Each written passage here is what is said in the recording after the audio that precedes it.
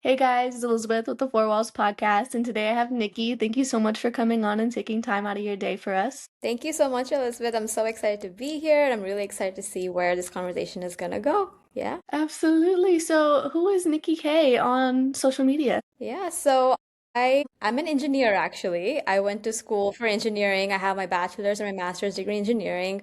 I have about 10 years of corporate work experience. But somewhere along the way, I guess it was something that was always within me. I just never had like the space or I guess like the freedom to kind of explore it, which is travel.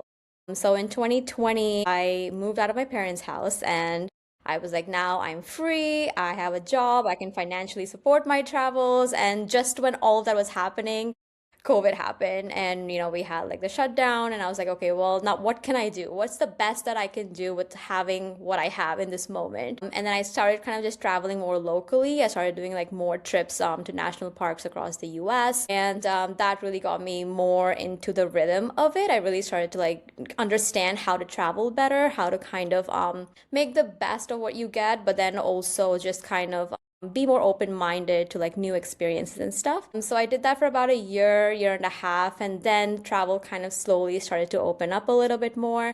And that's when I started doing more trips outside of the US. So since then, it's been about 5 years now, about 5 to 6 years of travel overall. And yeah, I've been to about 30 countries, and I'm just kind of looking forward to do more and more of travel. Yeah. I love that, and especially such like a critical time when everything is kind of changing and shut down. What did you find you liked most about the national parks? Because I mean, being on the East Coast, you have so many and access to so much. Yeah, so for me, like I've always been like an outdoors person. Like I love like going on hikes. I love just like looking at like beautiful scenery, even if it's like a drive, like just always taking the scenic route, even though it's a longer route and it probably takes a lot more commitment. But I've always been like more of try to focus more on the journey and rather than like focus on just the destination, right? So I think that's just like the overall like mindset that when we are as a traveler, I'm sure you as well, like, you're more about like, okay, let's just go out there and see more and explore more. So yeah, so what the one thing I love about the national parks is just like the like in the US especially, right? Like there's every part of the US has such a different landscape.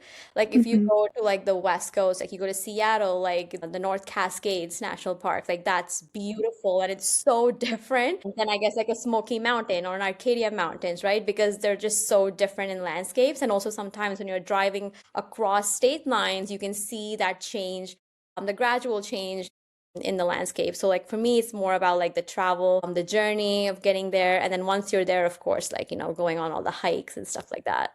Yeah. Absolutely. Which one would you say is your favorite national park that you've been to? My God, North Cascades National Park. And that's very, very close with also with Mount Rainier National Park. And they're both like in the same area. And that's what I love about like the West Coast in general, or like the Pacific Northwest, right? That's what we call it. So yeah, it's just the beautiful. It's like the mountains. You also get like the trees and the lakes, and there's just so much.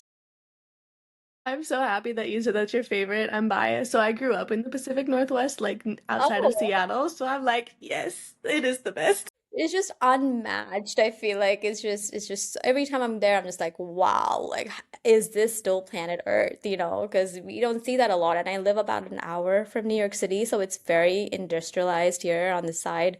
So anytime I get to go away and I see mountains, I'm like, oh my God, like this is beautiful. Absolutely. I think that's one of the things, like when I moved away for college and I went to the Midwest to go to college, I was like, dang, it's just flat out. Or I feel like even like Texas, right? Like I have Texas, Mhm. like when I'm in like Dallas or Houston, I'm like, there's nothing here. It's just like miles and miles of like flat lands. I guess it's beautiful in its own way, but like, I'm more of like a mountains girl or like a beach girl or Absolutely. Have you ever driven through Arizona? yes, oh my goodness. I It's did so like a long. road trip from like I think it was like we went through Phoenix, and then we went to like the Antelope Canyon. So it was like we went, yeah, from south or mid Arizona to like north, and then we ended in Monument Valley. And that road trip was beautiful. Oh my goodness, like the landscapes is like amazing. Absolutely. It felt so surreal like driving. So I didn't drive like north to south. I drove east to west. So like going in and just like being on that one highway that goes right through and you're just like, wow, I see for like hundreds of miles. And then all of a sudden like in the far distance you have like the Rocky Mountains and it's like, okay, not like the Rocky Mountains, but Rocky Mountains. It's like I think I remember seeing like cactus plants for like 100 miles, and then all of a sudden I was like all red rocks, and I was like, "Is this Mars? Am I on Mars? This does not look like Earth anymore." But it's one of those like wow moments where you're just like, "Oh my goodness!" Like this, the drive itself is like a vacation. It's like part of the trip in itself. Beautiful. Absolutely. So did you drive from the East Coast all the way or did you like fly and rent a car? No, I flew to Phoenix, and then from there I rented a car. Okay. It is definitely on the bucket list to do like a whole east to west road trip, but try and find the right time, the right companion to do that with, or like people to do that with. So, yeah. Absolutely, because that's a long drive. It, yeah, and I'm sure like there's like specific routes that people have already taken and like marked it somewhere that like takes you to like the most beautiful like stops along the way. So it'll take a lot of research to kind of be able to finally do that one day. Absolutely. Yeah, especially because you have to decide like, are we gonna camp out? Are we gonna get like a car that has like a camper like topper, or are we gonna stay in motels or hotels? Right? But definitely, I feel like I'm looking at a lot of content online with the van life stuff, and I'm like, this looks amazing. Fun, right? Every time I see their little like, they're like, come tour my van with me. I'm like, wow, I could do that. I Uh-huh. could do that. Like save, save, save, because I'm like, I'm gonna do this one day. I just don't know when yet. I don't know who with yet, but I'm doing it. So, besides like, finally moving out, what else pushed you to get into traveling? Yeah, so I was born in India, and at 12 years old, I moved to the US. And within India, the first 12 years of my life, I was also moving around quite a bit. So I was always kind of used to like moving and having to make new friends and adapt to the environment. And I moved when I was 12 to the US. And when I was here, all of a sudden, it's a whole different culture. It's like complete different, like not just in terms of like the people, but also like in terms of what kind of conversations are we gonna was I gonna have with people, because there was a lot of difference in just pop culture as well, right? So Mhm. just kind of trying to find that connection with people has always been like a part of me, I guess. And then I figured if I was going to kind of explore more of the world, I want to be doing that with other like-minded people as well. Like, because trust me, I've been on some trips with people that are, I mean, no offense to anybody, but they've been more of like, I want to just sit on the beach or like at the resort and sip on my drink, and it just does not work for me. Although there are some days that I do enjoy that. I really wanted to connect more with people who wanted to get outside of their comfort zone and also kind of find that connection, right? Because we're all human end of the day, and regardless of everything that like is meant to disconnect us or separate us, end of the day, what I've realized with my personal journey is that we're all kind of the same and trying to find that commonality. And so that's when I started kind of hosting my own group trips. And I did notice like a lack in the group trip community in general, because a lot of times I would see that people would host group trips that would be like, oh, women only trips, or they'll have like, if you're from a specific culture, it'd be like Indian women only trips or Latino women trips, or like, again, which kind of to me felt like it was separating us more and more. Although I understand that like we feel more comfortable in the presence of people who are similar to us, but that's not Mhm. really pushing us completely out of our comfort zone. And that's kind of what I was felt like there was a lack in that group community travel space.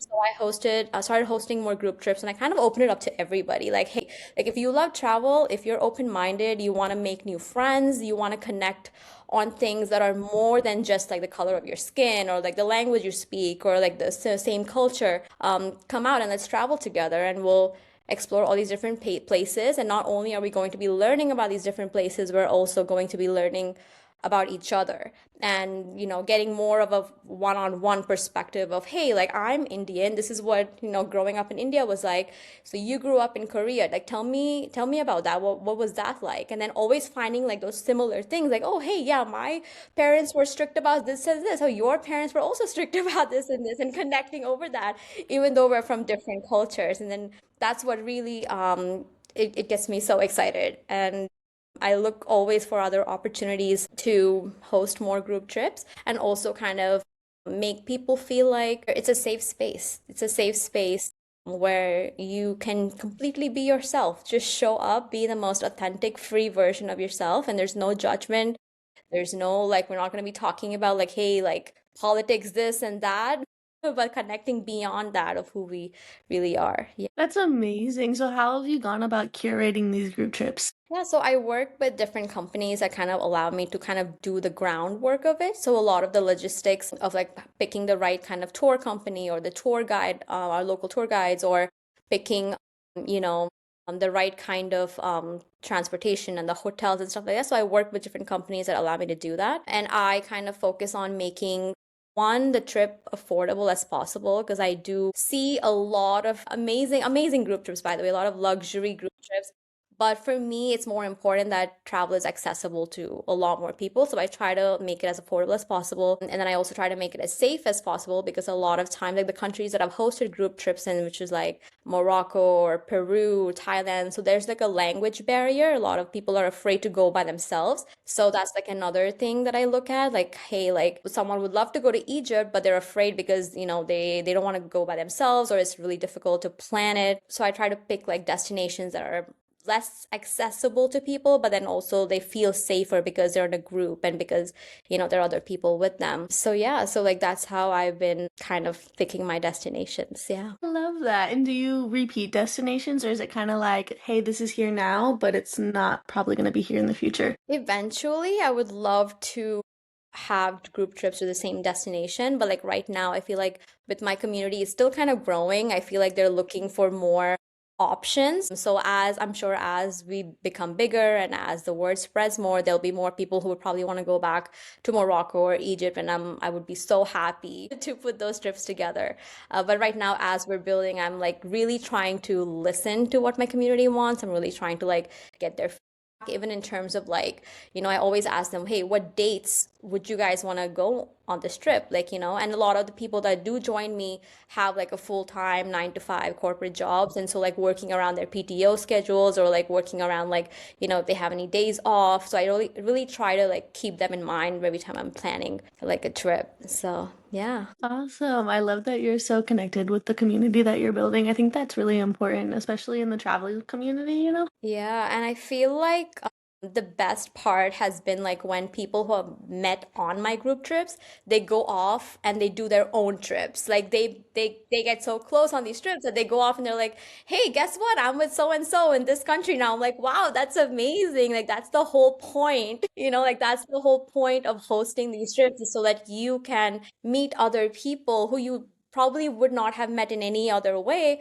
but you've met on this group trip and now you're off in Italy, like doing your own thing. Like it makes me so happy. I actually love that. That happened to me and one of my really like probably one of my best friends, Danae. Like we met on a group trip in Bali and then we were like, "Oh my God." Like we were roommates and now we've been to like 4 or 5 other countries together. We did like 2 months through Southeast Asia together and it was just such a Oh, beautiful friendship.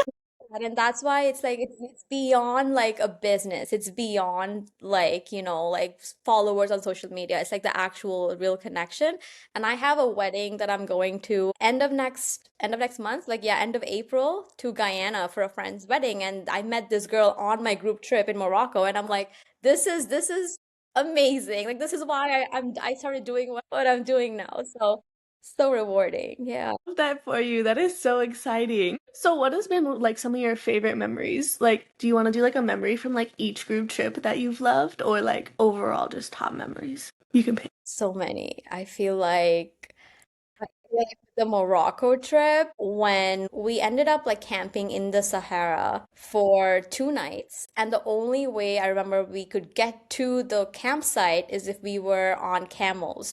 Like so we had to like each ride on these camels and we were like on a line on the in the middle of the Sahara riding to the the campsite and we were like, "Oh my God, this is amazing." Like what? Like I'm in the middle of the Sahara because like things like that, like a lot of us had only like either read in history books or seen in some documentaries, but to actually be there in the middle of it and being stuck in the middle of a sandstorm. So like it was just amazing. So that I would say that for my Morocco trip. My Thailand trip, so many. I think the one that stands out would be the day we went to a rice farm because we wanted to just check out like how farmers work within the rice farms in Thailand. And this was like an hour, hour and a half out of Bangkok. So it was a little bit, we were partying all night in Bangkok. And the next day we were like, okay, let's go like go visit these farmers 2 hours away. And it was amazing because we actually got the chance to plant rice with the farmers. So like we like got our hands like dirty, like we were in the mud, like and we were like working with these farmers and like planting rice. And it was just such a like a wow, like such a different world. Like things like that I would have never had the opportunity to do if I did not like actively like try to put myself out there. And also like with the group, like people were like, this is one of the best parts of the entire trip. Like I'm planting rice on like a random Wednesday. So that was really, really fun. And then we went to Greece after that. And I would say Greece was a little bit more of a relaxed, laid back kind of trip because, of course, like the beaches and like the Santorini was just beautiful. So, yeah, I think we did like a wine tasting class in Santorini. And so, like, that was one of the most, I would say, like a highlight for all of us because we were like, this is amazing. Like, we went to the actual, inside the actual caves where they store all the wine. And we were like, wow, like people won't get access to this. Like, you can't just, if I were to book a trip by myself, I don't know if I would get access to like this underground like winery. So that was really, really like a unique experience, I would say. And after that, we went to Peru. And of course, Peru, like Machu Picchu, amazing. And like, I know like a lot of people like post a lot about Machu Picchu. So like as amazing as it was, I think that a lot of people didn't do not really see like the route to get to Machu Picchu itself because you're like in a little train in the middle of the Amazon and you're like, in the Andes and like, oh my goodness, like it was just so beautiful. Like I said, like I'm the girl that's like more of the journey. Like I get so much more excited about the journey because the destination is beautiful and I've seen like tons and tons of pictures of it online or like in books and everywhere. But like the route to get there is what's like, wow. This is so, so beautiful. So that's definitely outstanding. And then our latest group trip this past January was Egypt. And I think the highlight was like just going inside the pyramids. Like we had access to go enter the pyramids. So we were like, it was this really interesting little tiny caves and tunnels we had to like get through to like crawl to basically crawl to get to inside of the pyramid. And it was just this amazing experience. So I feel like every group trip has like a like a special place in my heart and like it's just beautiful and then on top of all of it is like the people of course it's always I say the people that take it from like a 0 to a 100 like if you're in the company of other people who also like trying new things, people who don't complain, people who have like an open mind and people who kind of end of the day you start feeling like they're family because you're like, hey, I saw that you didn't drink water all day, like you should probably drink your water. And mind you, this is like a stranger I met like 3 days ago and I'm like, you should drink your water, you should make sure you have your supplements, like hey, like we're gonna be like hiking up here, make sure you wear proper shoes.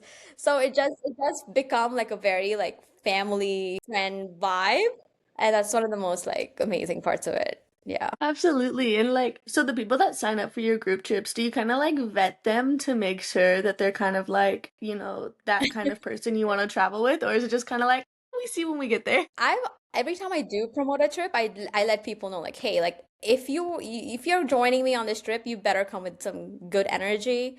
I don't want you to complain. I don't want you to like, I give them full disclosure. So the people luckily who have ended up joining my trips have all kind of been like the same vibe. Like we all love taking photos. We also like surprisingly also all love having our own individual time. So a lot of Mhm. times within the group trips, like I'll schedule like free time within the day. So a lot of people are kind of spread out and they do their own thing, and then we come back together again at dinner time and we share dinner and we're like we talk about like all the different things that we did individually. So it's like a good mix of people, I would say, and there are I would say a few people are introverted, a few people are a lot more extroverted, but there's never like that feeling of anyone feeling left out. And that's something that I really like try to foster within the trips or the groups in general is like I don't want anyone to feel left out. I don't want anyone to feel like, hey, can I ask her for a picture? Because I always like I I love taking photos. So I always like try to make sure that other people, sometimes you get shy and I've been there too. Mhm. Sometimes people are like hesitant to ask. So I always ask people like, "Hey, if you want a picture, like let me know. I'll take a picture for you." Or like just try to make people feel as comfortable as possible because at the end of the day, I mean, they are, paying for these trips and these are not like as affordable as I try to make them. They are expensive trips and people have to save up for it. So I try to make it as a fun, wholesome experience as I can. Yeah. Absolutely. It sounds like you do a great job at it. I mean, the trips sound amazing. They all just sound so fun. So, what are some of the locations or places that you're thinking about doing next? Yeah, so I'm thinking for 2027, a lot of people want to go to Japan. And I know Mm. Japan is like climbing up to everyone's list pretty quickly. In general, a lot of people are like, oh, let's go to Japan. And I haven't been to Japan yet. So like that's something that I'm planning for 2027. And then just like based on where the world is right now, it's really hard to like really tell, right? So it's just kind of keeping all of that in mind as well and trying to be, again, trying to make it affordable, trying to make sure the place is safe. Obviously, I want people to have like a safe experience, not just at the destination, but like on their way there. Is it comfortable? Are the flights going to be, affordable or cheaper in that time of the year, or is it going to be more expensive? So, like, kind of taking all of that into consideration, just like how if I was to plan a trip for myself, like all the conveniences and inconveniences I would look for, I kind of think of my travelers as well and then try to plan accordingly. So, as of right now, we're planning for Japan in 2027, May of 2027. And then after that, depending on where the world is, we're planning a few other destinations. Ooh, cherry blossom season in Japan. Get ready to be. We're probably going to be going right after the peak season. So I'm like hoping. I mean, I do want to see the cherry blossoms at the same time. I don't want to be like, middle of everything. Yes. The way that everyone rushes there. I mean, beautiful season, I'm sure, but I was like, maybe a month later. And I'm like, honest, like I've seen the cherry blossoms in like Washington, D.C., and I'm satisfied, but we'll see. We'll see. Absolutely. So, another question I have is like growing up in India, so you were in India for, you said the first 12 years of your life, right? How has it been going back to India as an adult? Oh my goodness. So this is always an interesting conversation because the India that I left when I was 12 years old, the culture was very conservative, like, women couldn't dress a certain way. It's not that it was legally anything wrong, but just culturally, like I was not allowed to wear like, anything with my arms showing or short shorts or a tight top. Women in general at the time were not really culturally allowed to wear certain clothes like that. But then when I go back to India now, it's so different. And I would say it's like, social media and the internet in general that it allows us to kind of expand more and more. So like in girls in India now, like, oh my goodness, like the freedom that they have is just so beautiful to see. Not to say that there, of course, are certain parts of India that are still conservative, certain little villages and stuff that you go to. Like you have to be a little mindful of where you are within India, but definitely like the big cities are just so much more liberal now, and I love seeing that. And I actually, when I go back to India, I feel like I am still not used to like wearing whatever I want in India. So when I go back to India, I always wear like Indian outfits and like always like make sure like I'm relatively conservative. But that's something I feel like so it's interesting because I wear whatever I want everywhere else. When I go back to India, I try to be as conservative as I can. But I think that's just because like how I was raised when I was in living in India. So it's just amazing to see. Yeah. Absolutely. I could definitely feel like if you grew up a certain way and then all of a sudden you're back like a decade later, you're like, this is not what I remember. I don't think I'm comfortable. Yeah. And I think that's kind of what happens a lot of time with immigrant families in general. Like whatever, like I guess values or morals or cultural habits that you kind of leave a place with, you end up carrying it with you. And then you go back to the place and the place is like so much different now.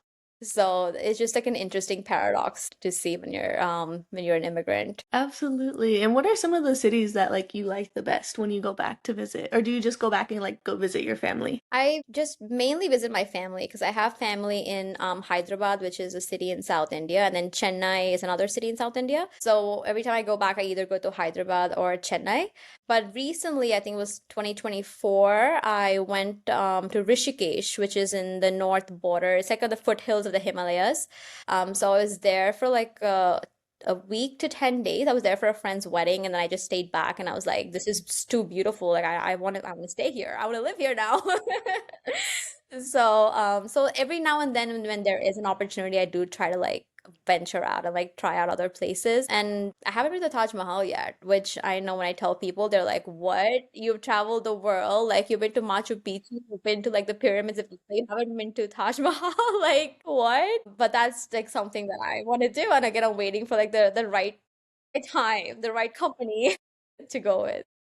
Absolutely. I always wonder that because it's like, a lot of travelers, we live, especially in the US, it's so diverse, right? Like living like in LA or living near New York or even in like Seattle, like you can live in those places that are so beautiful, but never see like the tourist side to things. You never go out and like act like a tourist in your own place. So I always like to ask, like, have you been a tourist like in your home country? And they're like, There's so much to see in India, and that's what really like makes me. Sometimes I'm like, I should just live in India for like at least 6 months and just like travel within India. And the coolest part about India is that every state in India, they speak a different language.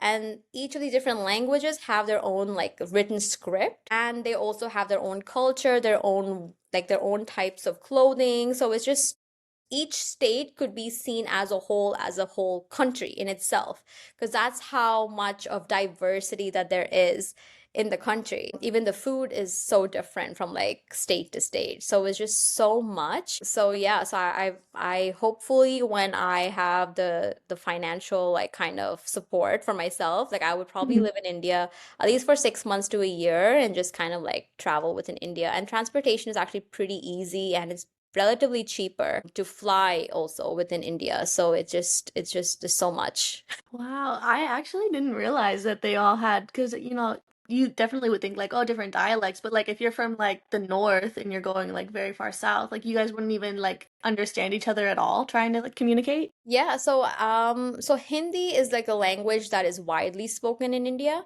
However, it's not like the national language of India. So there is no like one national language. Like every state has their own language. So a lot of people like nowadays are learning Hindi. So like I learned Hindi growing up in India and I live in South India. So I can kind of communicate with people like up north or like up north predominantly in the up north states they speak Hindi. So I can speak and understand, but not necessarily the other way around. So someone from like North India doesn't necessarily speak my home language, which is Tamil, which is a completely different language from Hindi. So yeah, so it's just right now politically as well. There's just like so much going on within the states and the languages. So yeah, so it's interesting. It's interesting. Absolutely. Language is always an interesting topic. And then also like each state, like they have their own movie industry. They have their own like music. So it's just like that's why I said like every state can be as a whole a separate country. So it's amazing. Yeah. That is so interesting. Wow, thank you so much for teaching me that. That's definitely something I would have probably never known, at least maybe until I got there. Yeah, you should definitely have India on your list at some point. It is. It definitely is. I have a friend of mine is getting married and she invited me to go back to India with her to get her like wedding attire and everything. So I think later in the year, as long as everything is okay, we're gonna go. That's awesome. Yeah, and even like, North India, you have like the beautiful temples and of course, Taj Mahal. And the architecture is so different than South India. Like the South Indian temples it's just so different in terms of not just the architecture, but also like the culture in general, like how you worship in these temples are also different. So it's amazing. Absolutely. I look forward to it. In India, yeah, it's such a big country. You're just like, where do you even begin to start? Right? I mean, I'm overwhelmed and I'm from India. And I'm like, where do I go? I want to go everywhere. I know it's so hard because you're just like, man, like, do you ever get the feeling where you're like, man, I really loved visiting this country, but like, I really should see like go visit somewhere new. Yeah, so I'm like, I've for a long time I've been more of like, let me get to as many countries as I can so I can like check off all these countries off my list. But now I'm more of like, okay, like I'm getting older, like I really kind of want to slow down my travel and like kind of spend more time in one country than kind of just like jumping from country to country. So like as like I feel like I'm getting older, I'm like, hey, like I actually don't mind going to the same country if that means like I'm going to a different part of the country. Because I'm sure like even in like Italy, right? Like there's different villages like are so different from like Milan or like Positano. So it's just like it's I feel like the deeper you dig into like each country, there's just so much to like explore and discover. Yeah. Absolutely. And it's hard to do all of that like in the 3 day period, when you're like city hopping and stuff like that. Right, right. It's hard. You're just like, dang, I saw like the major things, but you don't really get to like dig into like the nuances of things. Yeah, I agree. So I was in Turkey. I think I was there for like 5 days. And that felt like one of those trips where I'm like, hey, I'm gonna run to this part of town, then I'm gonna go to see this, I'm gonna see that, make sure I see like everything. And then I was like, I have to come back here because yes, I saw everything, but I don't think I really had the time to like soak everything in. So like, yeah, so Turkey, Istanbul would be like a place I would probably go back to again. Yeah. Absolutely. I've heard amazing things about Turkey. My God. Like everyone that talks about it, they're like, yeah, you it needs to be up there on your list. Like it's a great place to visit. It's just like the food. Oh my goodness, they love their food and their sweet treats and their dessert. Ooh. I mean, like there's so much. I remember having the Turkish tea with like every meal that I had, and it was just delicious. At the end of it, I'm like, oh my goodness, I need to like do this at home because it's such a nice like a warm, cozy feeling to have like Turkish tea after every meal. Yeah. Did you bring some back with you? I did. I did. I brought like Turkish delights back for like friends. I Mhm. got like Turkish tea, Turkish coffee, a whole bunch of stuff. I feel like that's how I am. Like I'm not really like huge on like getting souvenirs or anything, but I'm like, yeah, let me bring back some tea and some snacks and some, spices. Yeah, I still have like spices from Morocco. I have like some stuff that I got from Egypt. And I have of course it from Istanbul as well. So it's just yeah. And the only souvenirs I like to collect are like refrigerator magnets. Like that's like a must-do thing. So my refrigerator, if you see like it's like all of like just like all these different magnets from all these different places. And I'm like, oh, this is like a nice way to like remind myself like all the places I've been to. Absolutely, like the little things. Little trinkets and stuff.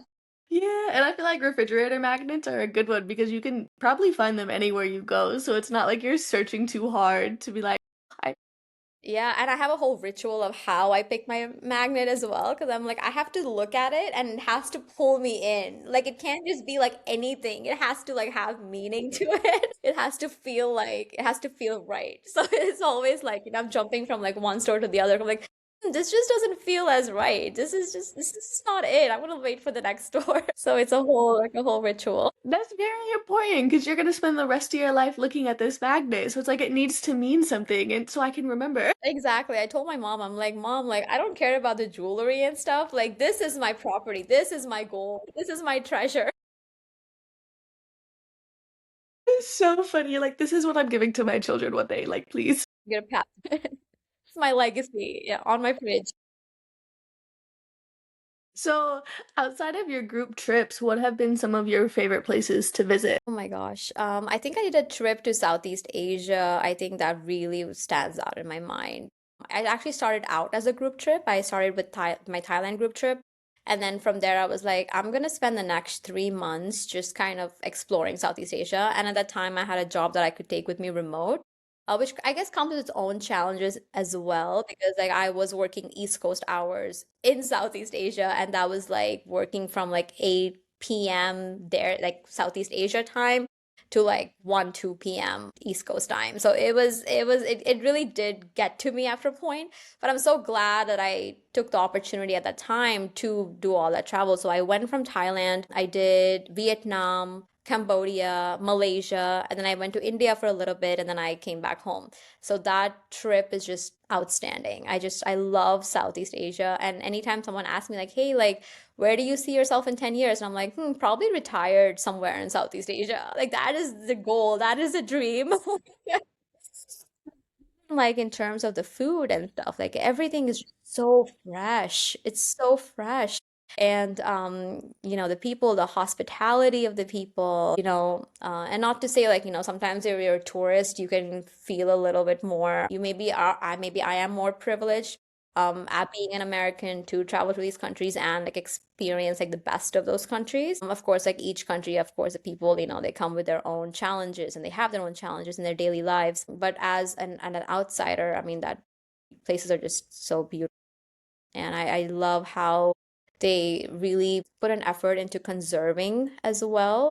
So a lot of these places, I don't really see a lot of trash on the streets. Is very clean. The water was clean. The way they cook their foods are clean. So it's just, yeah, I love that part of the world. Absolutely. It's a great place. I feel like it's especially a great place like to start out like for like solo travelers. Like I feel like there's so many people traveling and like there's so many paths that have already been done. Like if you're getting into solo travel, like that's definitely the route you want to go. Exactly. And it's easier also, I would say, to like make new friends on the road because they're just Mhm. more open. Like people, in general, when people are traveling solo, they just come with a bigger open energy. So it's like easier to like connect with people. And usually people who are on that path, especially in Southeast Asia, they've done pretty much similar things on that route. So it's easy to connect and be like, oh, hey, yeah, I went to that elephant sanctuary in Chiang Mai. Like, oh, you went there too. That's awesome. And you talk about that. So it's just a beautiful way to connect. Absolutely. So what were some of your like highlight cities where you're like, I had the best time in this city on that trip? My gosh, I think Bangkok was amazing because I love Thai food, so I think that's a definite plus. But the accessibility, like public transportation, like all of that was just made so easy. So Bangkok was amazing. I also really liked Lima in Peru. Beautiful, it's just so convenient, and they have the best ceviche in Lima. I don't care what people say.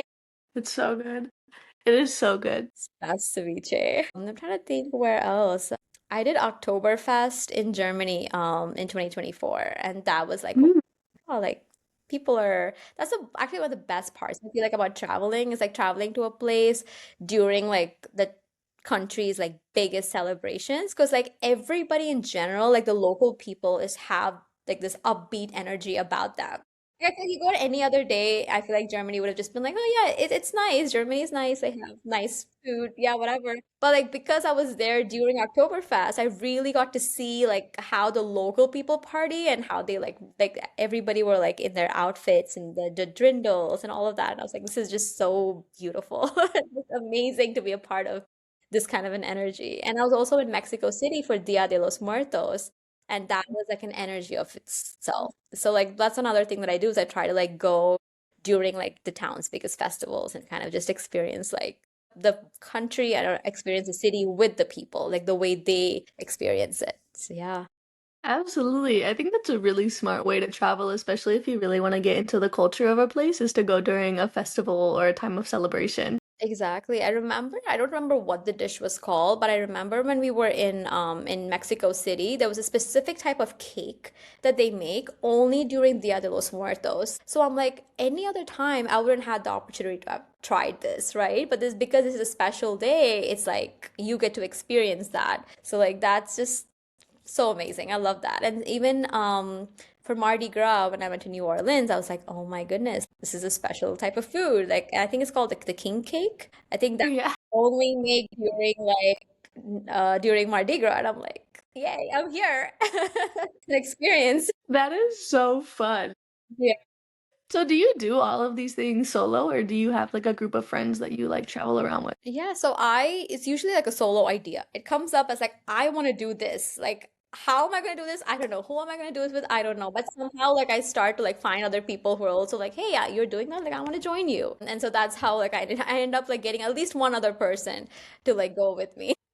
And I'm the kind of person who I love sharing moments with other people. Like, yes, Hmm. solo is nice. Like, of course, when I want like time, and I am a very much of an introvert. I am a homebody. Like, when I'm not traveling, I'm just at home because I'm like, I love being home. I love being zen. But when I'm traveling, it's just really a lot more fun for me to like experience that with someone else. Like, hey, like try my food, or like, let's go here tomorrow and then talk about that experience after. Like, that's a lot more energizing for me as an individual person. So yeah, I find somehow end up finding at least one other person that'll go with me. I love that. I'm definitely the same way. Like I'll text my friends and I'll be like, "So I'm thinking about doing this. Does anyone want to join me?" Mhm. There's always one person. There's always one person. Like that's definitely how when I did the 2 months through Southeast Asia, it originally started with like one of my friends that I went on a group trip with that hosted the group trip. She was like, I spent a couple years in Japan. Like I want to host like like the girls to Japan and like let's just have like a fun time so I can show you like what I did while I was here. And I was like, oh my God, that sounds like so much fun. But I was like, man, that flight is so long. Yeah. Like so long. I was like, there's no way I can just go there for a week. So I was like, how long can I really theoretically go there? Uh-huh. So then I was like, let me add this country and this country. And then my friends started to hear like me talking about it and they're like, can I join you here? Can I join you there? And so like literally throughout the whole 2 months, it was like one friend would come in, one friend would go out. It was just like a rotation. You have a whole roster. So it's like so interesting to hear that like that happens also to other people like within the same travel community because it's like you Yeah. think you're gonna do all this alone and then there's always somebody out there that wants to do it too. Yeah, but I remember like I think I went to the Virgin Islands, like the US Virgin Islands, and I was like, this is really nice. Like I could just go like have a nice like beach solo trip. But then I was like, let me just see if I can like connect with somebody. And at that time, this was back in like 2022, they have like those Facebook groups, right? Like where you can like post about like, hey, I'm going here for this day and this day, like anyone interested. So I met a girl like that. She was also looking to go at some point to the Virgin Islands, and she was like, I don't want to go solo either. So she responded, and she commented on my post on that group page, and then we ended up meeting, and we're still friends till today. It's like 5 years later, and she has come over to New Jersey, and she lives in Florida. So I have plans to go visit her in Florida. So like that's another great way too. And I will say that it is a safety issue. Like you have to be a little bit more discerning. Like I would say just kind of I guess go to their social media page and see if they're like a legit person, like, maybe do like a FaceTime call to see if they're like a real person. But we ended up like meeting that way. We met in Virgin Islands, and then we ended up sharing a hotel room together, and it was fine. We were like, wow, I feel like I've known you forever, but we just met. So yeah, that's like another way. I tell people that hey, you can try to find people online who would also want to go somewhere. Go from there. I have not thought about that. That is a good one. I'll have to keep that one in mind if I ever am like, you know what, I really don't want to do this. But I feel like once you get those people like in your circle that also love to travel like how we like to travel, and you're just like you put the bug in their ear, they'll be like no at first, and they're like, you know what? I think I actually can make that work. You're like, dang, that sounds really fun. I'm actually going to do it too. Yeah, like what do they call it on social media? I think they're called like the yes friends, or like they're yes and they're up Yes, for like anything. Like that's the kind of people that I want around me, like that's that me. kind of That's literally me. energy that I want. Like we're going here, like don't ask too many questions. Like just trust me that it's gonna be a good experience. That yeah, I think we all need a yes travel friend, especially if you want to travel. Like I Hmm. think yeah, especially if you don't want to travel alone or like if you're scared to do things alone, you definitely gotta find those yes friends that are like, fuck it, let's go. Yeah, yeah. Just book the trip. Let's do it. So, like, have you gone on any like I guess I'd call it like a private trip because you host group trips. Like, have you like met somebody on a group trip and then they're like, "Oh, I want to travel with you somewhere else," and traveled with them? Yeah, so like actually there were two people that I joined me on my Peru group trip. And then we got really close on the Peru group trip, and they ended up also booking my Egypt group trip. But then right before the Egypt group trip, I was like, hey, do you guys just want to like go to Turkey for like 5 days and like just check that out? And they were like, hell yeah, we're flying all the way there. We might as well like stop by Turkey. So like that is like outside of the group trip, right? But like they were like, hey, we just love hanging out with each other. Let's just go and let's just do it. So yeah, and I also met another girl who actually joined me on my New Orleans group trip. This was back like way back like 2021. And she and I became super, super close. We did a lot of trips together. We went to like Costa Rica together. We went to Mexico City. I went with her.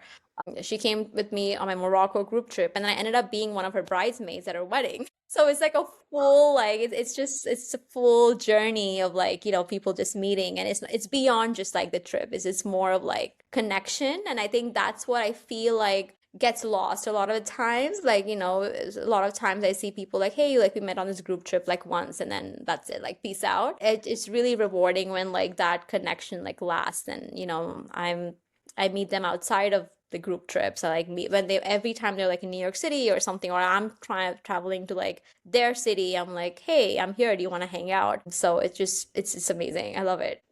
I love that for you so much. And the fact that you get to be like at the center of it all and be like, yes, I get to see everything blue.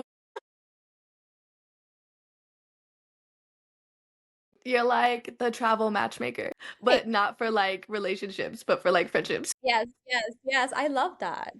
That's a great that's a great app name or something. Put it in like a little asterisk at the bottom.